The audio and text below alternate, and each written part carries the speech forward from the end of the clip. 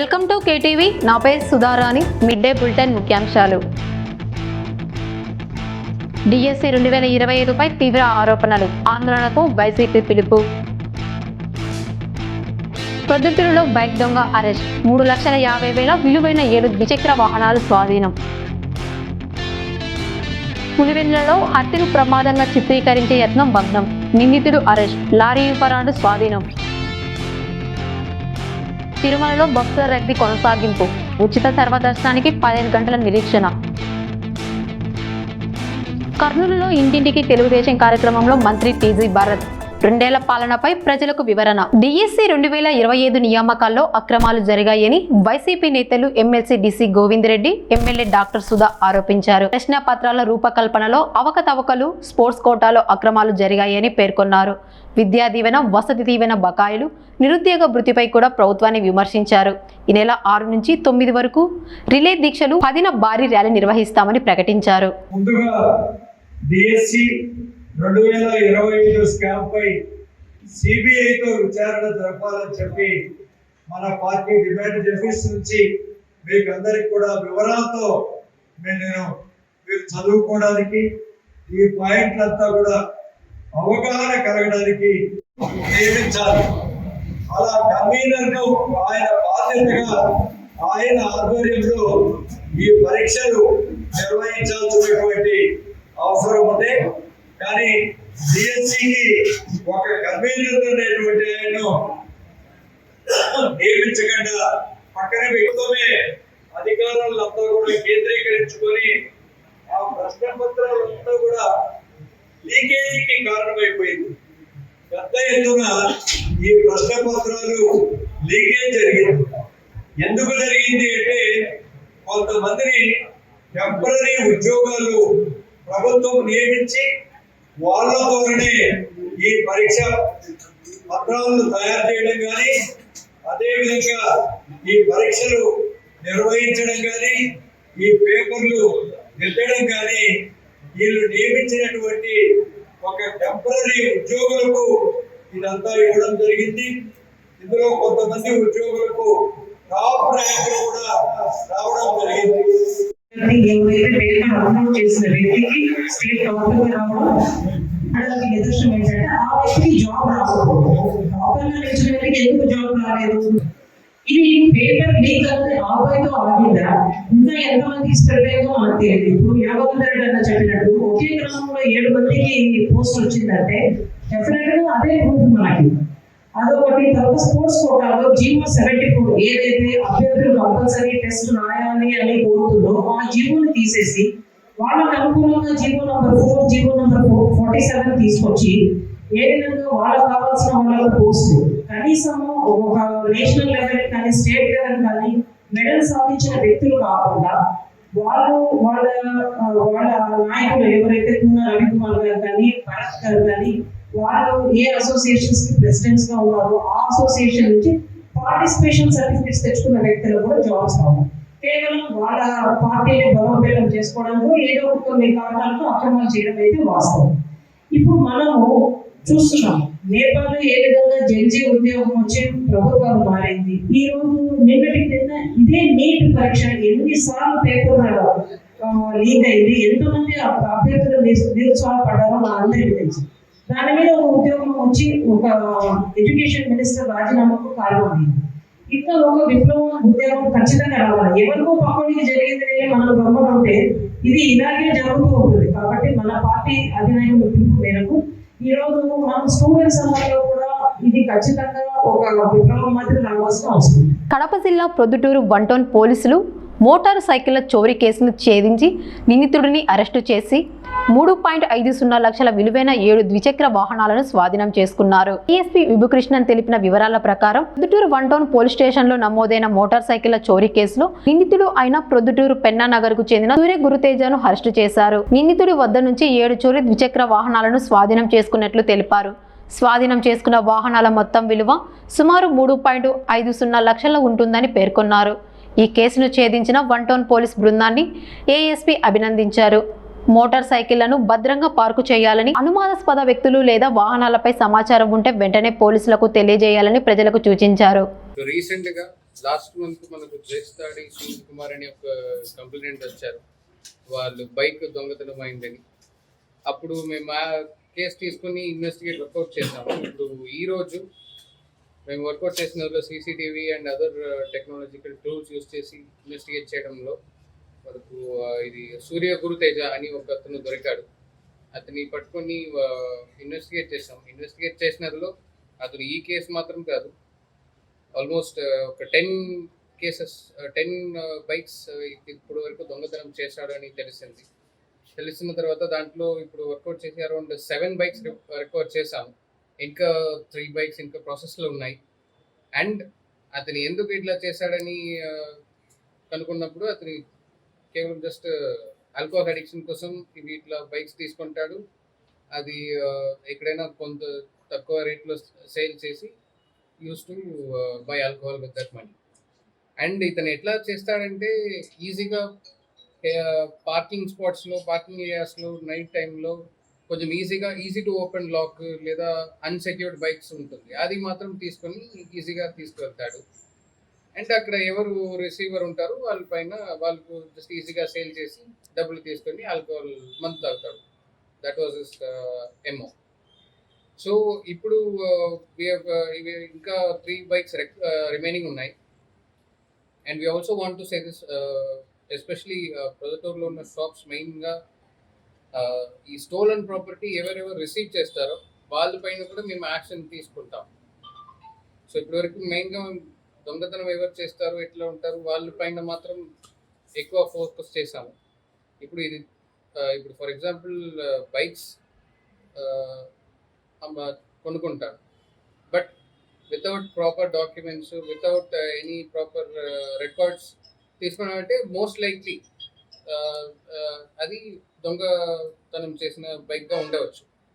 So ఇది ప్రొఫెషనల్గా చేస్తున్న వాళ్ళ మీద మేము ఖచ్చితంగా యాక్షన్ తీసుకుంటాము. అండ్ ప్రజలు, ఇన్నసెంట్ పీపుల్, మీరు ఏదైనా second hand, third hand bike తీసుకుంటారంటే look for proper records, proper ownership records, documents అవి అన్నీ చూసి తర్వాతనే తీసుకోండి. తక్కువ రేట్లో వస్తుందని అనుకుని డోంట్ బై స్టోలన్ ప్రాపర్టీ. అది మీ పైన రిసీవర్ ఆఫ్ స్టోలన్ ప్రాపర్టీని మీ మీద కేసు వస్తుంది. So be careful with that. And అట్లానే మేము I want to give a brief about మన Proddatur traffic division police performance for 2026. ఇప్పుడు మోటార్ వెహికల్ కేసెస్ మాత్రం ఈసారి we have 106 drunk and driving cases పెట్టాము. అండ్ మోటార్ వెహికల్ కేసెస్లో challan recovery మాత్రం 7,88,500 rupees మేము రికవర్ చేసాము. In fact if you look at 2024 and 2025 వాళ్ళ ఎంటైర్ ఇయర్లో జరిగిన collection amount or number of కేసెస్కి ఎక్కువ ఇప్పుడు మేము 26లో ఆల్రెడీ ఇంకా 7 months 8 months అయింది, 8th month ఇప్పుడు రన్నింగ్. సో ఇప్పుడు ఆల్మోస్ట్ అది బ్రీచ్ చేసాము. Drunk and drive cases breach చేసాము. అండ్ ఎంబీ కేసెస్ చలన కూడా ఆల్మోస్ట్ పక్కన వచ్చింది. అండ్ ఈ ఒక్కొక్క మంత్గా కూడా we have increase the collection and number of cases book. దీంట్లో ఐ వాంట్ టు నేను ప్రొద్దుటూరు ప్రజలకు చెప్పకుంటున్న విషయం ఏమంటే follow traffic rules, especially most importantly drunk and driving cases ఇది సీరియస్గా చూస్తున్నాము. And we'll increase our enforcement on drunk and driving cases.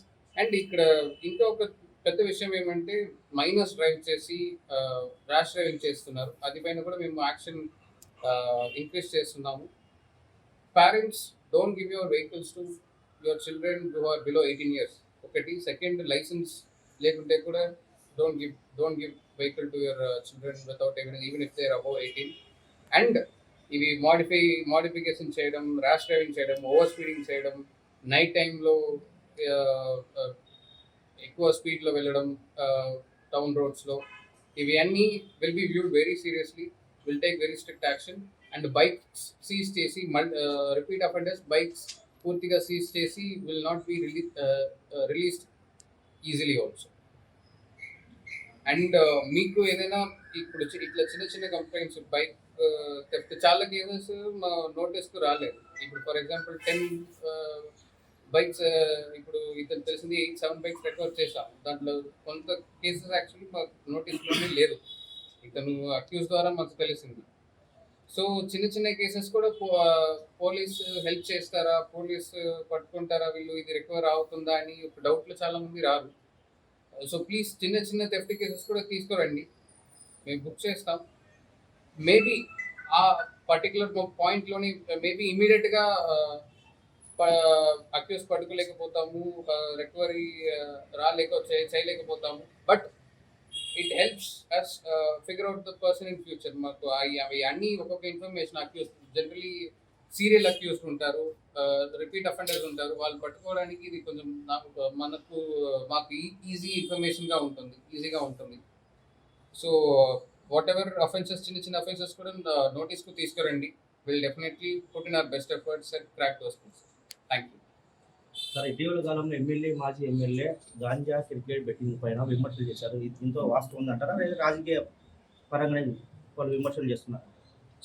ఈ పాయింట్లో మనకు ఏ ఇన్ఫర్మేషన్ ఉంటుందో దానిపైన యాక్ట్ చేస్తున్నాము and we're working on such cases also. నేను ఎమ్మెల్యే గారు, ఎక్స్ఎమ్మెల్యే గారు ఏది గురించి మాట్లాడుతున్నారని I cannot comment on it. I can comment on the cases that we are working on. Already ఒక పెద్ద గాంజా కేసు వర్కౌట్ చేసాము, 4 kg గాంజా రికవర్ చేసాము, ఇంకా 2-3 లీడ్స్ ఉన్నాయి.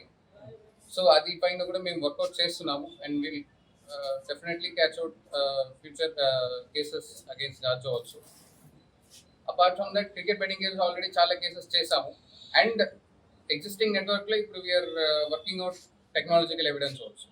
సో అది నేను నా డిపార్ట్మెంట్ వర్క్ గురించి నేను చెప్పవచ్చు. I cannot comment on others words. అంటే అవినీతికి బలపడుతున్నారని బహిరంగంగానే మాట్లాడారు కదా. ఎట్లా? సారీ, అవినీతికి బలపడుతున్నారు అధికారులు అని చెప్పి బహిరంగంగానే ప్రెస్ మీట్ పెట్టి చెప్పారు కదా ఎమ్మెల్యే గారు. అవి రాజకీయ విమర్శలే అంటారా? అదే నేను చెప్తున్నాను, వాళ్ళు ఏం చెప్తున్నారు దానిపైన నేను కమెంట్ చేయలేను. నా ఇప్పుడు మనం already in both the departments, both with respect to ganja cases and cricket betting cases, we have put in our best efforts and పని చేస్తున్నాము and known networks and known suppliers మీద వాచ్ పెట్టాము అండ్ ఇన్ఫ్యాక్ట్ కేసెస్ కూడా track చేసాము. Will continue working on the task.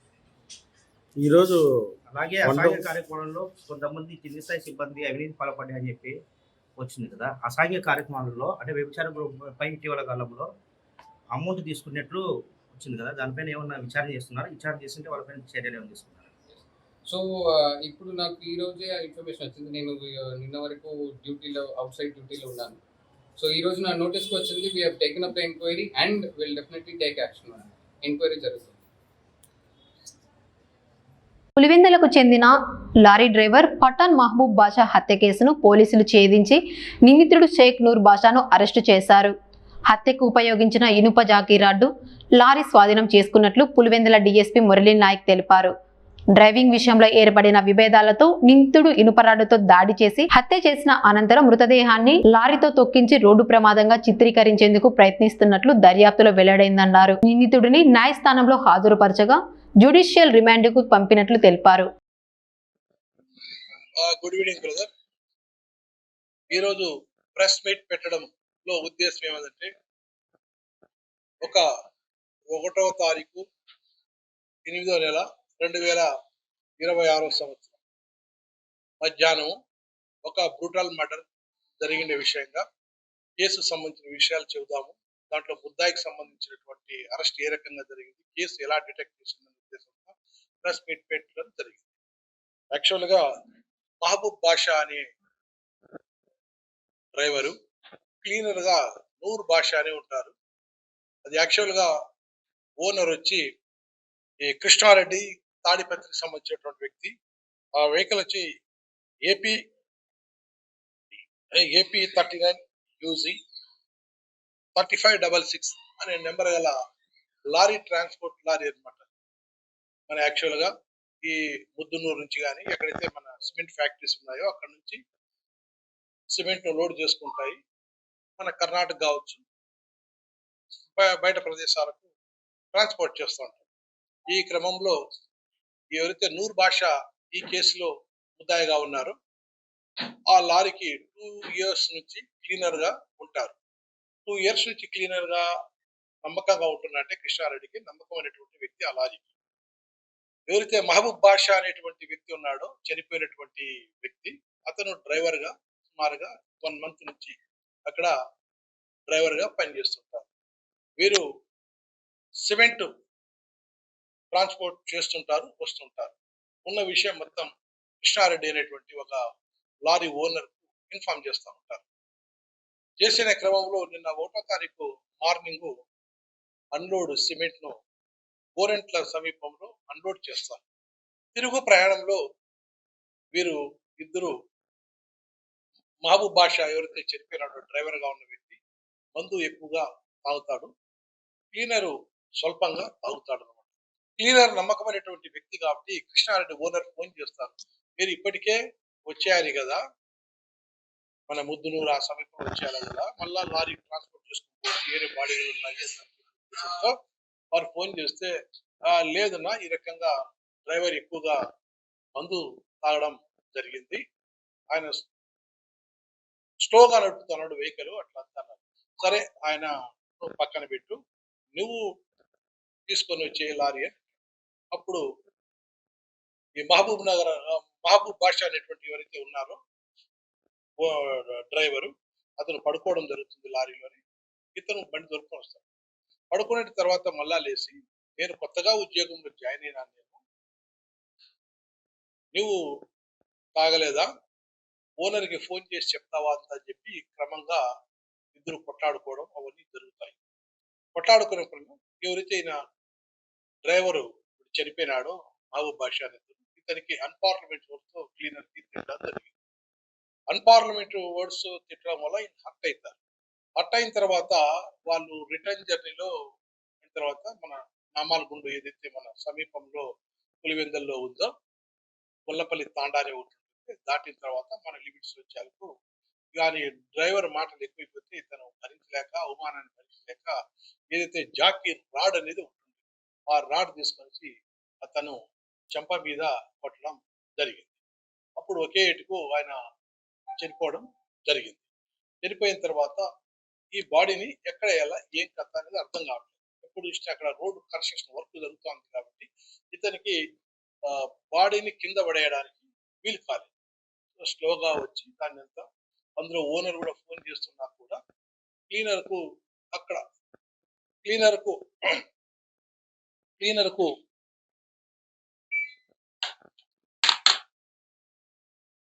క్లీనర్కు signals రావు కాబట్టి ఒక సుమారుగా 12-12:30 గంటల ప్రాంతంలో ఆ ప్రాంతంలో వచ్చేసి ఒక ఏదైతే మన కనంపల్లి దాటిన తర్వాత మిట్ట ఉందో ఆ మిట్ట దగ్గర వచ్చేందుకు ఎవరు జనాలు లేరు కాబట్టి ఆ టైంలో అంత రెస్ట్ లో ఉంటారు కాబట్టి బండిని అక్కడ ఆపి ఆ మృతదేహాన్ని చక్రం కింద పెట్టి తల మీద బండి ఎక్కించడం జరిగి ఆల్రెడీ మనిషి చనిపోయినాడు, చనిపోయినటువంటి మనిషిని మళ్ళా చనిపోయిన మనిషిని కూడా హత్య చేయడం కాబట్టి అక్కడ తర్వాత మనకు అక్కడ నుంచి ఆయన పారిపోవడం జరుగుతుంది. క్లీనర్ లారీని తీసుకొని వెళ్ళిపోవడం జరిగింది.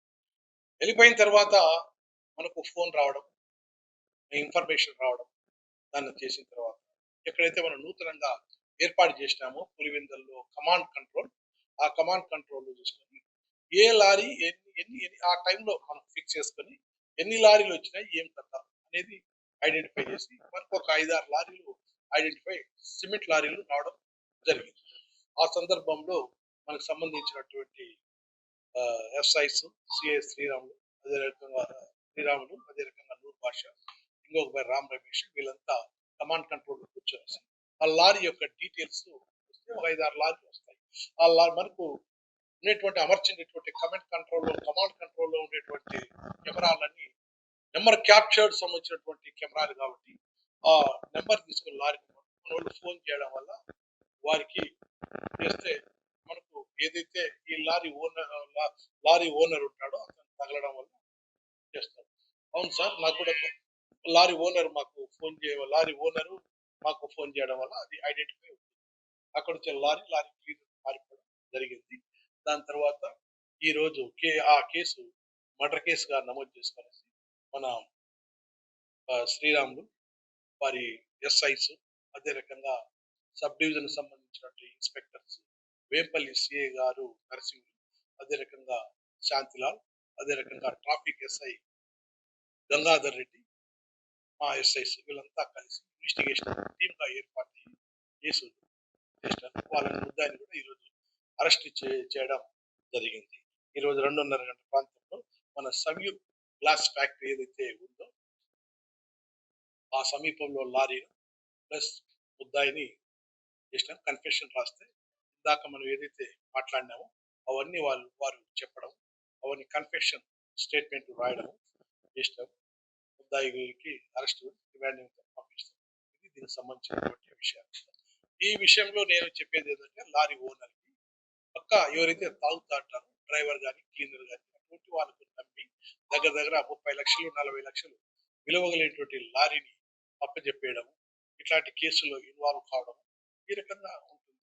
ఏది ఏమైనా కూడా ఆ చెడు నడతన మంచి నడతన ఎవరనేది ఆ లారీ ఓనర్లు వాళ్ళని అపాయింట్ చేసుకోవాల్సినటువంటి అవసరం ఉంది.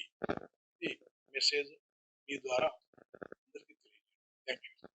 ఆంధ్రప్రదేశ్ రాష్ట్రంలో 2 ఏళ్లలో సుపరిపాలన అందించి అభివృద్ధి సంక్షేమాన్ని ప్రజలకు చేరవేశామని పరిశ్రమల శాఖ మంత్రి టీజీ భరత్ గుప్తా అన్నారు. కర్నూలులో నిర్వహించిన ఇంటింటికి తెలుగుదేశం కార్యక్రమంలో పాల్గొని ప్రభుత్వ పనితీరును ప్రజలకు వివరించారు.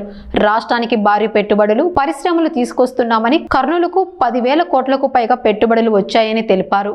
గత ప్రభుత్వంపై విమర్శలు చేసిన ఆయన కూటమి ప్రభుత్వ సంక్షేమ కార్యక్రమాలకు ప్రజల మద్దతు కొనసాగుతోందన్నారు. ఈరోజు వార్డ్ 3కి డోర్ టు డోర్ రావడం జరిగింది. స్పందన ఫ్రమ్ పీపుల్, పబ్లిక్ నుంచి పల్స్ ఎట్లుంది అని ప్రతి ఒక్కరిని అడుగుతూ ఉంటే ప్రభుత్వం ఎట్లుంది, నా నాయకత్వం ఎట్లుంది అంటే అందరూ ఫెంటాస్టిక్గా ఉంది, నో ఇష్యూస్ అని చెప్తున్నారు. ఒక్కటే మేజర్ ఇష్యూ ఏమంటే ఈ పెన్షన్స్, కొంతమందికి పెన్షన్స్ రాలే, కొత్తవి ఓపెన్ కాలేదు. ఒకసారి ఈ స్టేట్ వైడ్ ఉండే ఇష్యూ, ఒకసారి ఆ పెన్షన్స్ స్టార్ట్ అయితే అవి కూడా ఎవరైతే అర్హులు ఉన్నారో వాళ్ళందరూ కూడా గ్యారంటీ ఇప్పించే బాధ్యత తీసుకుంటాం.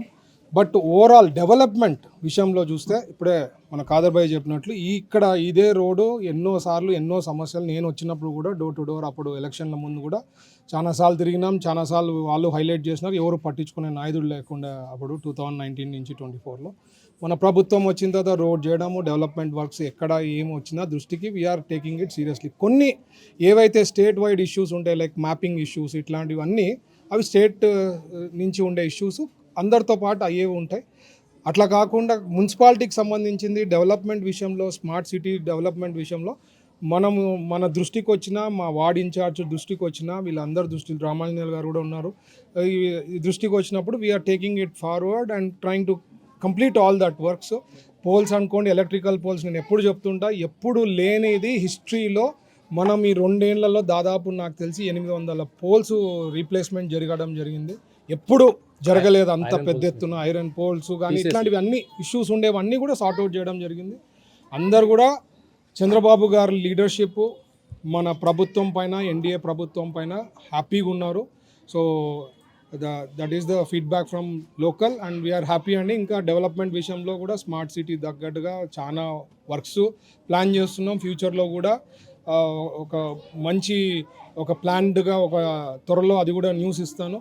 అది కూడా వన్ ఆఫ్ ది బెస్ట్ అవుతుంది కర్నూలు సిటీకి, మోస్ట్ ఇంపార్టెంట్. ఎందుకంటే ఎక్కడ చూడు ట్రాఫిక్ సమస్యలు ఉన్నాయి, దీనికి ఎట్లా ఏమి అనేది ఒక ఆలోచనతో, దానికి కూడా ఒక ప్లాన్డ్ థింగ్తో we're going to give that good news very soon. So overall very happy అండి. ఏజ్ చూసినా ప్రీవియస్ ప్రభుత్వంలోనే పెన్షన్స్ది సబ్జెక్టు వాళ్ళు తీసేశారు కాబట్టి అవన్నీ అట్లాంటివి ఒక్కటే ఉండేది, అదర్వైజ్ ఎవ్రీబడీ ఈజ్ హ్యాపీ.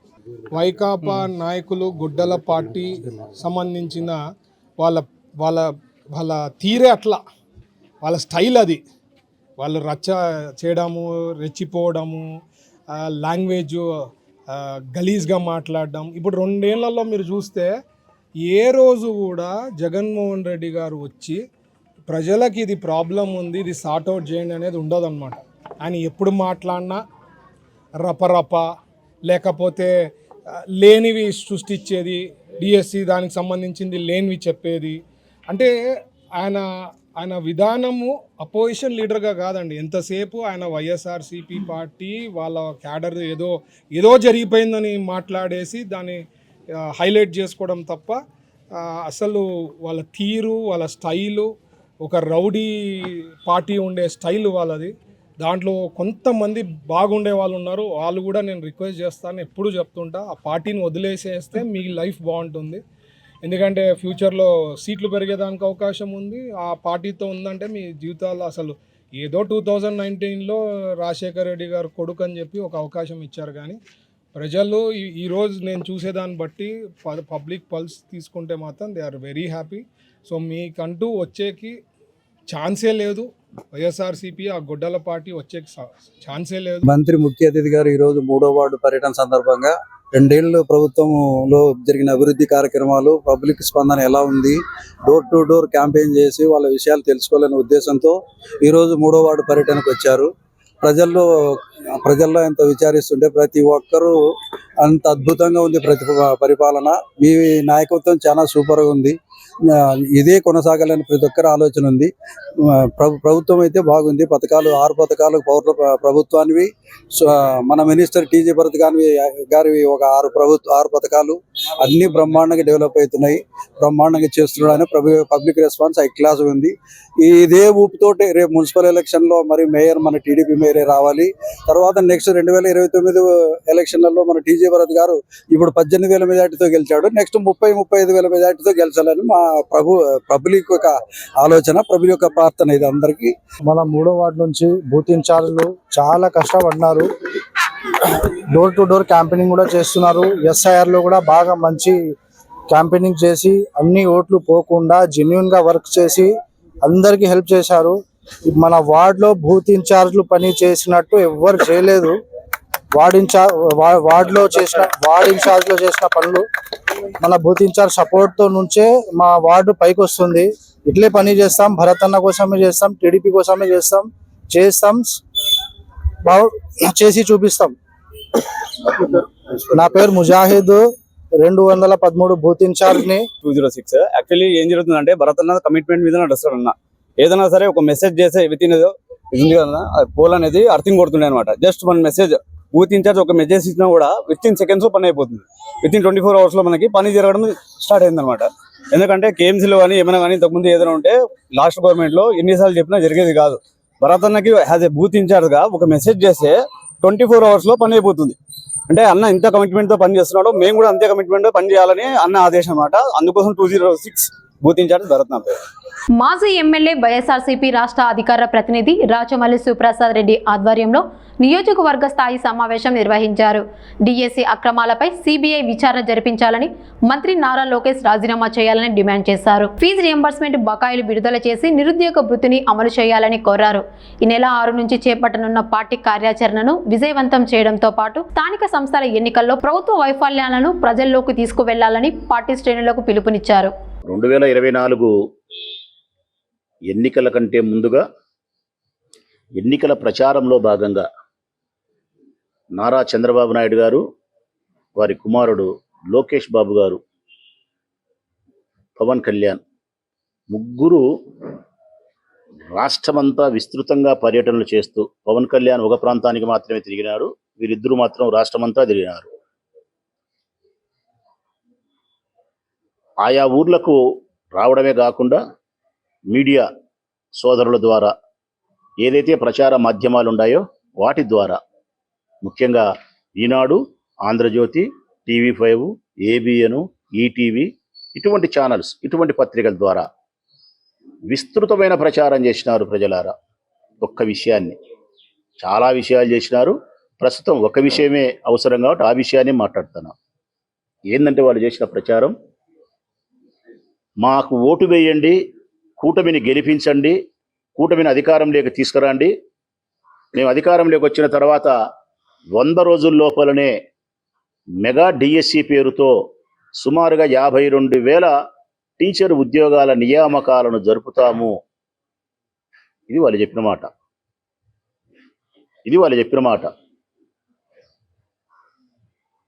రెండవది వాళ్ళు చెప్పిన మాట ఏంటంటే కనుక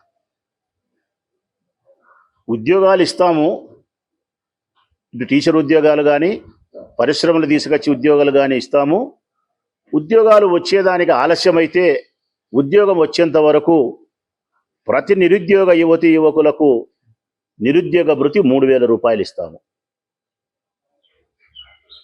మూడోది వాళ్ళు చెప్పినది, ఈ రాష్ట్రంలో చదువుకునే విద్యార్థుల యొక్క భవిష్యత్తు కోసం ఫీజు రియంబర్స్మెంట్ను ఇప్పటికంటే, అంటే జగన్మోహన్ రెడ్డి గారి కాలం కంటే, పాలన కంటే ఇంకా గొప్పగా మేము నిర్వహిస్తాము.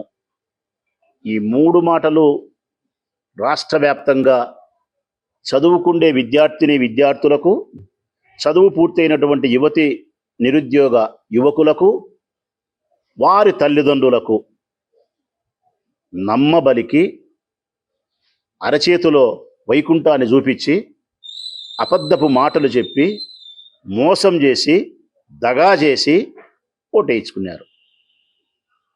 ఇప్పుడు 100 రోజులని చెప్పిన ఆ పెద్ద మనుషులు అట్లా 100 రోజులు ఎన్నైనాయి అని గమనిస్తే 1000 రోజులు కావస్తుంది ప్రజలారా. 1000 రోజులు కావస్తుంది. 100, 200, 300 కాదు, 2 సంవత్సరాలు దాటిపోయింది. జూన్కు, జూలై, ఆగస్ట్ మరొక 2 నెలలు కూడా గడుస్తూ ఉంది. అంటే మరొక 60 రోజులు గడుస్తూ ఉంది. 720 రోజులకు 60-70 వేసుకుని 800 రోజులు. అంటే 100 రోజుల్లో చేస్తామన్న ఈ పెద్ద మనుషులు సుమారుగా 1000 రోజులు కావస్తూ ఉంటే కూడా వీటిని అమలు పరిచినారా, అమలు పరచలేదా? ఒక్కసారి ఆలోచించండి ప్రజలారా. మొట్టమొదటిది మెగా డిఎస్సి. అదైతే ఎంత ఆశ పెట్టినారంటే గన నిరుద్యోగులైన యువకులకు చాలా దుర్మార్గం అండి ఇది. ఎంత ఆశ అంటే వాళ్ళని పాపం మభ్యపెట్టినారు ఆ పిల్లలను. వారికి డిగ్రీ పూర్తి చేసుకొని సుమారుగా 26, 27, 28, 29, 30, 31. ఇది వాళ్ళ మిడ్ డే బులెటిన్. చూస్తూనే ఉండండి కేటీవీ, ప్రతి వార్త ప్రజల పక్షం.